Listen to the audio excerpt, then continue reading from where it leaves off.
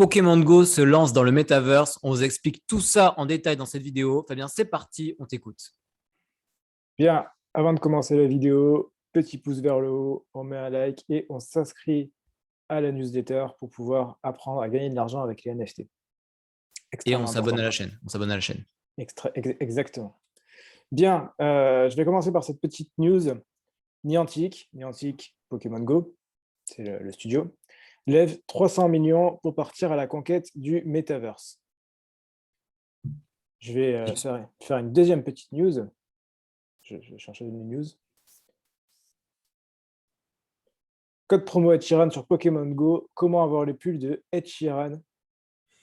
Je ne pensais pas que je l'ai pas vu venir celle-là. Voilà. Et en plus de ça, Ed Sheeran fait un concert dans Pokémon Go. Ed Sheeran le roux, l'Irlandais, ou je ne sais Ouais, Ed quel. Sheeran, lui, Ed Sheeran le roule. Je crois qu'on dit Sheeran, mais bon, peu importe. Voilà, donc, qu'est-ce que ça veut dire tout ça? Alors, déjà, première chose, un concert dans un jeu vidéo, ça rappelle une chose en très particulier, ça rappelle un concert qui a eu lieu dans Fortnite. Et c'était, je ne me souviens plus du nom de la personne qui a fait le concert.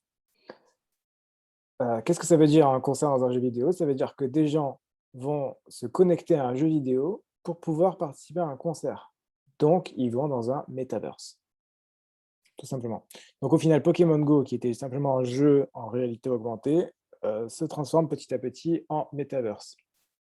Si on va sur le site de Niantic, donc le Pokémon Go, le metaverse est un cauchemar dystopique, construisant une meilleure réalité.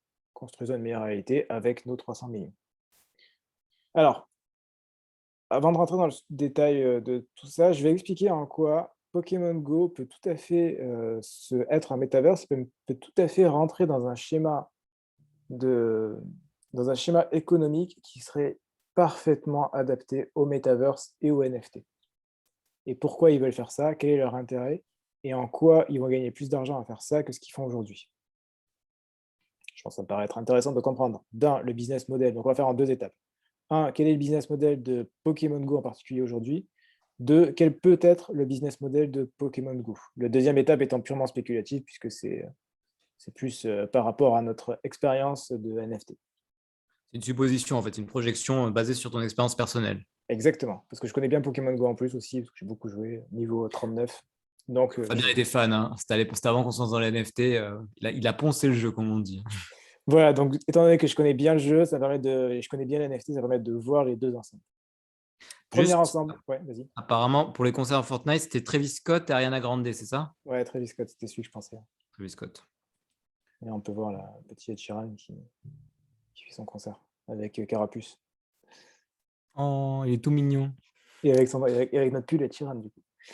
Alors, le modèle économique de Pokémon Go, c'est avec ça. C'est avec des Poké-pièces, des Poké-dollars.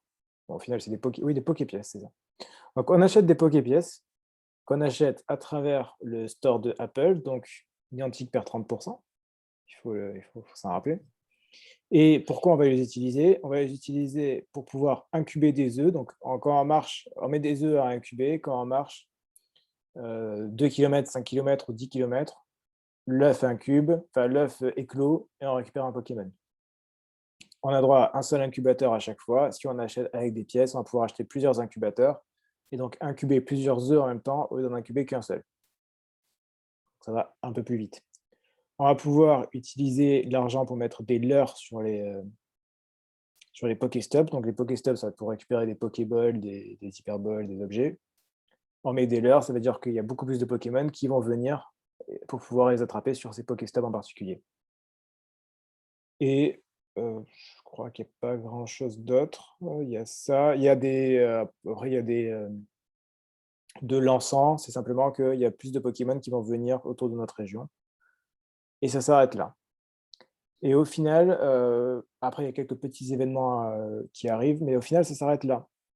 Donc, il n'y a pas un incentive, on n'a pas une volonté énorme d'aller acheter des pièces sur le jeu au final. Parce qu'il y a On peut aller un peu plus vite. Ah oui, il y a 2 points importants. On peut agrandir la taille de son sac et on peut agrandir la taille donc la taille d'objets et de taille de Pokémon, le sac de Pokémon.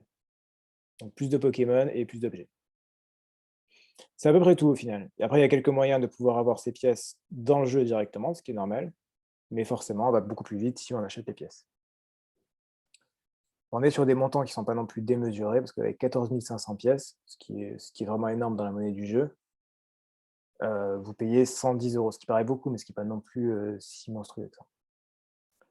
Et enfin, en termes de Pokémon, on ne peut pas acheter de Pokémon. On peut les échanger avec des personnes qui sont à côté de chez nous, on peut le faire, et c'est tout. Donc il y a pas de modèle économique là-dessus. Donc ça, c'est aujourd'hui. Ça, c'est le modèle actuel, ça, c'est ça? C'est le modèle actuel. Ça fonctionne, ça marche, ça a très bien marché au début du jeu, parce que les gens voulaient aller très vite parce qu'ils voulaient collectionner rapidement. Donc c'est pour ça que ça a très bien marché au début du jeu. Aujourd'hui, ça se tasse un peu, il y a que les fans qui y vont, mais au final, si on est fan, ben, on joue beaucoup. Si on joue beaucoup, ben, on n'a pas forcément besoin d'avoir des pièces. Et si on n'a pas besoin d'avoir des pièces, ben, du coup, on va pas acheter, et donc on va pas monétiser le jeu. Enfin, le Niantic va pas pouvoir monétiser cette audience. Donc ça, c'est l'état actuel des choses. J'ai un point important que j'ai oublié. Dans les choses qu'on peut acheter, on peut également acheter du cosmétique. Donc on peut acheter, notre personnage, il avance, donc on peut acheter des chaussures, des jeans, des pulls, des casquettes, et ainsi de suite. Pour ceux Des qui nous vêtements, disent, en fait, quoi. ouais, Enfin, voilà, vêtements, accessoires. pour ceux qui nous disaient, ouais, mais les cosmétiques, ça sert à rien, eh ben, les cosmétiques, ça se vend, et ça, les gens sont très contents de les acheter. Donc ça, Non, mais c'est, c'est vrai que ça sert à rien dans le sens où ça n'a pas d'utilité pour le jeu. C'est juste, bah, c'est cosmétique, comme son nom l'indique. Mais après, ouais, ça c'est se vend et ça cosmétique, ouais. fait de l'argent. Mais ça se vend très bien, c'est ce qui se vend le plus en général. Donc ça, c'est le modèle de jeu en l'état actuel. Euh, Si on réfléchit maintenant en termes de NFT et de metaverse, qu'est-ce qui peut être fait et qu'est-ce qui peut faire exploser les revenus de Niantic sans réellement changer le gameplay au final? Je ne change pas le modèle de jeu, le jeu reste le même, mais par contre, je vais changer le modèle économique. Donc, Pokémon Go, c'est voilà, c'est tout ça. Donc, c'est un Pokédex qui est énorme, avec, je crois aujourd'hui, qu'il y a 5 générations de Pokémon. Donc, ça nous fait dans les 600 Pokémon. Imaginons, on est dans le metaverse, on est dans les milieux des NFT, on a tout ça. Qu'est-ce que ça veut dire? Ça veut dire que déjà, tous les cosmétiques, ce sont des NFT. On peut les acheter, on peut les revendre sur un marché, et si on les revend, Niantic peut récupérer des royalties. Donc déjà, il y aurait de la revente entre joueurs, et cette revente entre joueurs permettrait de gagner de l'argent pour la société qui émet ces collectibles. Première chose. Deuxième chose, c'est là que c'est intéressant, tous les Pokémon seraient des NFT. Les Pokémon, ils sont différents, mais en plus de ça, ce qui est vraiment intéressant, c'est que quand on attrape un Pokémon, on a la région, on a la région sur laquelle on l'a récupéré. Si j'ai récupéré un Pikachu à Paris, remarquez que mon Pikachu, il vient de Paris. Si j'ai récupéré un Pikachu à Vladivostok, bah, ce sera le même Pikachu, mais sauf qu'il y aura un Pikachu marqué Vladivostok. Si moi, je suis collectionneur de tous les Pikachu du monde, bah, je vais chercher à avoir tous les Pikachu de tous les endroits dans le monde. Du coup, il y en a, ils auront plus de valeur dans les endroits hyper rares, genre au fin fond du Kazakhstan, par exemple. Exactement, en fin fond du Kazakhstan, ça va être plus compliqué. Ou au pôle Nord, un Pikachu du pôle Nord, ça va être compliqué à avoir. Donc plus de valeur, puisque plus difficile à avoir, contrairement à Pikachu à New York, qui est beaucoup plus commun. Donc, des gens qui veulent collectionner, et il y en a beaucoup, on l'a bien vu sur Pokémon Go, il y en a beaucoup, ils vont vouloir collectionner l'ensemble de ces Pokémon de l'ensemble de ces endroits. Donc, ça permettrait d'avoir une marketplace de la même manière que OpenSea, ou même carrément sur OpenSea, hein, pourquoi pas, où je pourrais acheter et revendre mes Pokémon qui iraient dans mon compte, et du coup, pour lesquels je pourrais flex en ayant tous ces Pokémon-là. Ça fait un marché qui serait démesuré. Je pense que, enfin, sans aller, enfin, sans être, ça va être facilement des milliers d'Ethers, en fait, des milliers d'Ethers de volume tradé, voire même beaucoup plus que ça, voire même des dizaines de milliers d'Ethers sans problème. Parce qu'en fait, ça s'appuie sur un jeu qui est déjà populaire, qui a déjà une base de joueurs forte et sur une audience forte, avec une base de fans, sur une licence en plus. Donc, le potentiel, il est clairement énorme. Exactement. En plus de ça, et c'est là que c'est encore intéressant, dans les Pokémon, on peut attraper des extrêmement rares qui sont des shiny. Donc c'est le même, c'est un Pikachu. Si je prends n'importe quel Pokémon, à sa version, qui était déjà dès le premier jeu sur Game Boy, c'était le cas, à sa version où on a, sur la Game Boy, je crois que c'était une chance sur 1000 ou une chance sur 10 000 d'avoir ce Pokémon-là en version shiny. Donc c'est le même. mais avec des couleurs différentes. Donc, un Pokémon qui est beaucoup plus rare et qui, du coup, va valoir beaucoup plus cher. Maintenant, si vous cumulez plusieurs éléments, un Pikachu qui vient du pôle Nord et qui est shiny, c'est ultra rare, donc ça vaut une petite fortune. Donc, ça veut dire qu'au final, on a une économie d'achat et de revente qui va être beaucoup plus importante et pour Niantic de pouvoir récupérer ses royalties. En plus de ça, si on arrive sur ce genre de modèle-là, eh ben on retourne au modèle comme Axie Infinity sur un modèle play to earn, où des gens peuvent être payés, et ce ne serait pas choquant du tout au final, des gens peuvent être payés à voyager partout dans le monde pour aller récupérer les Pokémon dans des régions qui sont un peu reculées, pour pouvoir du coup les revendre et au final financer leur voyage de cette manière-là. Ils partent en business trip pour aller chasser du Pokémon, en fait. C'est ça. Je vais en business trip, je vais aller chercher mon Pokémon dans un certain endroit. Pourquoi pas? En plus de ça, aujourd'hui, c'est déjà le cas. Si je vais dans Pokémon Go, j'ai des Pokémon Go régionaux. Et c'est déjà le cas aujourd'hui, c'est déjà implémenté. Si je regarde, voilà, j'ai ma carte, ici j'ai une carte du monde, et sur cette carte du monde, j'ai la carte du monde des Pokémon qu'on peut attraper que dans certains endroits spécifiques. Ah, ça, je crois que c'était uniquement la première génération pour l'instant. Ouais, donc j'ai Tauros que je peux avoir uniquement aux États-Unis, je ne sais plus comment il s'appelle, Coraillon qui est dans le Pacifique, je ne sais plus comment il s'appelle, Monsieur Mime uniquement en Europe, Kangourex uniquement en Australie, Ah Kangourou. oui, je me rappelle de ça. D'ailleurs, à l'époque, il y avait des gens qui avaient fini le jeu hors tous ces trucs-là. Il y en a qui avaient voyagé pour avoir tous ces Pokémon. Exactement, puisqu'on a des Pokémon régionaux. Donc on a vraiment, et en plus de ça, il y en a beaucoup plus. Ça, c'était la première génération, mais aujourd'hui, il y en a encore plus que ça, avec une carte qui, voilà, qui est encore plus définie, avec des Pokémon qui sont vraiment spécifiques à certains endroits. Vous ne pouvez pas, en restant chez vous, vous ne pourrez pas tous les avoir. Or, des gens qui ont envie de collectionner, il y en a plein. Donc on a un modèle où au final, si je transforme tout ce que j'ai là et que je le balance dans le Metaverse et que j'utilise des NFT, on a un jeu qui est monstrueux. En plus de ça, et je terminerai sur encore un modèle économique qui peut encore plus aller plus loin, c'est le cas dans Axie Infinity, mais on ne sait pas trop encore qu'est-ce qu'on va en faire. On peut acheter des terrains. Là, c'est pareil, on a vu OVR la dernière fois où on achetait des terrains. Dans le Metaverse, là, c'est pareil. Pourquoi j'achèterais pas des terrains dans le jeu? Et si j'achète des terrains, peut-être que la personne qui récupère des Pokémon sur ces terrains-là, elle va devoir payer des royalties à la personne qui possède ce terrain et ainsi de suite, si on est propriétaire. Imaginons je possède le terrain, autour de la tour Eiffel. Des personnes, elles viennent, elles attrapent des Pokémon qui sont de cette région-là et ils les revendent. La personne qui possède le terrain pourrait récupérer des royalties. Ah, Donc c'est ça hyper, ça crée encore un nouvel univers et une démultiplication des gains potentiels. donc ça ferait, du coup des gens qui vont vouloir acheter des terrains, donc Niantic qui va fournir des terrains partout dans le monde encore une fois et tout un business model autour de ça.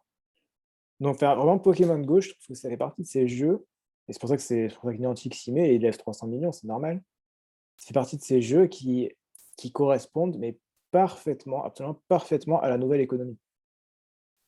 Et c'est une économie, ce qui est intéressant, c'est que c'est une économie où Niantic va gagner beaucoup plus d'argent, oui, mais les joueurs lambda peuvent aussi gagner beaucoup d'argent. Et donc des professionnels, des gens peuvent se professionnaliser là-dedans pour faire la même chose, en fait. Enfin, c'est là qu'il y a un vrai intérêt, en fait. Ça peut devenir le nouveau Axie Infinity, en fait. Ouais, sauf que Axie Infinity, on est derrière son ordi et on ne bouge pas. Là, c'est les gens qui vont devoir travailler, entre guillemets, sur Pokémon Go, ils vont devoir voyager en permanence par rapport aux demandes de leurs clients et ainsi de suite. Ou alors s'ils sont indépendants, s'ils sont freelance.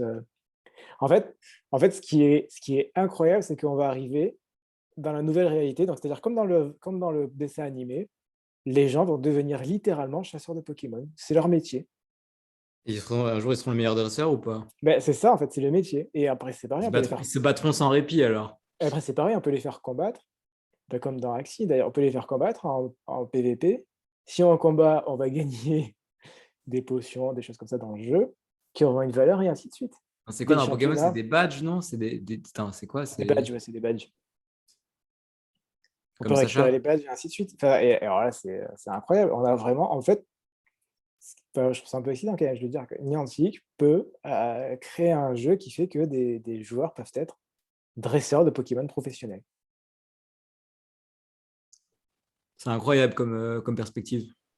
Voilà. Enfin, en fait, si on réfléchit un petit peu, c'est pour ça, avec l'expérience du jeu et des NFT, ben, je vois bien qu'il y a alors je sais pas si c'est exactement leur vision,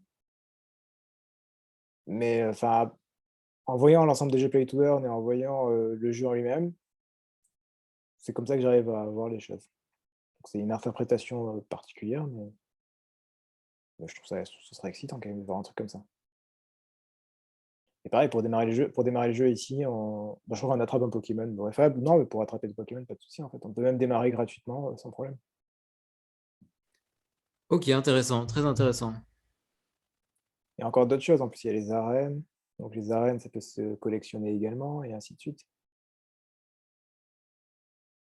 Enfin, vraiment, si l'exécution, elle est bien faite, ça peut être, ça peut permettre d'avoir des dresseurs de Pokémon professionnels. Ce monde est incroyable. On a réalisé un rêve de gosse, en fait. Ouais, ouais, mais c'est vraiment possible, en plus. C'est pas quelque Quand à chose l'école, vous dites qu'est-ce que vous voulez faire plus grand? Je veux faire dresseur de Pokémon. Maintenant, c'est possible. ouais, peut-être, on va voir. Pour le coup, c'est spéculatif pour l'instant, mais bon, si déjà, c'est bon signe quand on voit que Niantic, lève 300 millions pour faire son Metaverse et qu'ils ont déjà, enfin, ils ont déjà tout ce qu'il faut pour le faire, quoi. C'est le Metaverse du monde réel, dresseur de Pokémon.